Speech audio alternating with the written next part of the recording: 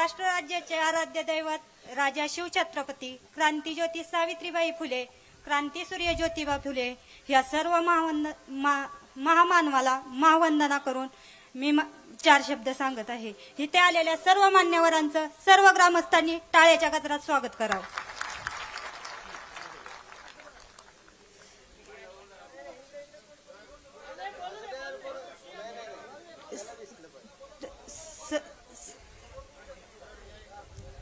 चेहरा कोणता घ्यायचा हे माझ्या हातात नव्हतं, चेहरा कोणता घ्यायचा हे माझ्या हातात नव्हतं। हाताच्या रेषावरचं भविष्य मला तर कळत नव्हतं, हाताच्या रेषावरचं भविष्य मला तर कळत नव्हतं। काळ्या भोर मनगटाच्या ताकदीवर जगायचं हे माझ्या आईनं मला पोटातच शिकवलं होतं, हे माझ्या आईनं मला पोटातच शिकवलं होतं।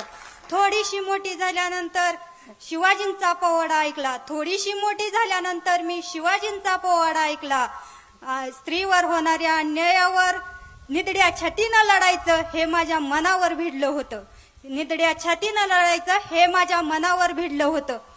गुन्हा ईव्हीएम विरुद्ध ज्यावेळी उठवला त्यावेळी आमच्यावर गुन्हा दाखल केला। असा काय आम्ही गुन्हा केला होता? काय आंदोलन केली होती?